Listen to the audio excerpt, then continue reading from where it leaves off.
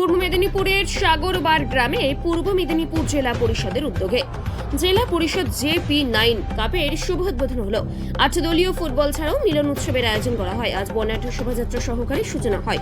উপস্থিত ছিলেন জেলা পরিষদের সদস্য টুটুল মল্লিক, সমাজসেবী উজ্জ্বল ভট্টাচার্য, সাগরবার হাই স্কুলের প্রধান শিক্ষক কংসারী ভৌমিক, সমাজসেবী দ্বিজেন্দ্রনাথ সাউ, সমাজসেবী আসরাফ আলী খান সহ একাধিক বিশিষ্টজনেরা। বলুন, জেলা পরিষদ কাপ প্রথম হচ্ছে জেলা পরিষদ কাপ ফুটবল এবং মিলন উৎসব। তো এখন খেলাধুলা নিয়ে যেহেতু আমাদের সরকার, মুখ্যমন্ত্রী সবে আমাদের বাংলায় সন্তুষ্টভাবে জিতেছে, সেই জন্য জেলা পরিষদের উদ্যোগে প্রতিটা অঞ্চলে এই খেলাটা ছড়িয়ে দেওয়ার চেষ্টা হচ্ছে। এর আগে আমলান্ডালা অঞ্চলে হয়েছে, এবার সাগরবার হয়েছে। এছাড়াও মেলা আছে, মানুষকে মনোরঞ্জন দেওয়া এবং সমস্ত মানুষকে জাতি ধর্ম নির্বিশেষে সবাইকে একত্রিত করার একটা প্রয়াস।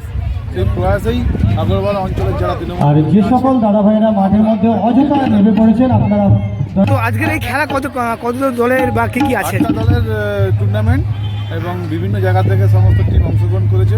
মেনলি খেলাধুলাটাকে প্রসার করা এবং প্রচার করা, যাতে বাচ্চারা যাতে খেলাধুলাতে আগ্রহী হয় এবং মাঠে ফিরে আসতে চায়, সেই চেষ্টাতেই খেলাধুলা সমস্ত অঞ্চলে করা জেলা পরিষদের উদ্যোগ। আজকে সারাদিন ধরে চলবে নাকি? সারাদিন ধরে হবে, এরপর মেলা হবে দুদিনব্যাপী, বিভিন্ন চিত্রশিল্পীরা আসবেন, যাত্রা আছে, মনোরঞ্জনদায়ক বিভিন্ন অনুষ্ঠান আছে। আপনার নাম আর কি পদে আছে? মল্লিক, জেলা পরিষদ সদস্য, পূর্ব মেদিনীপুর।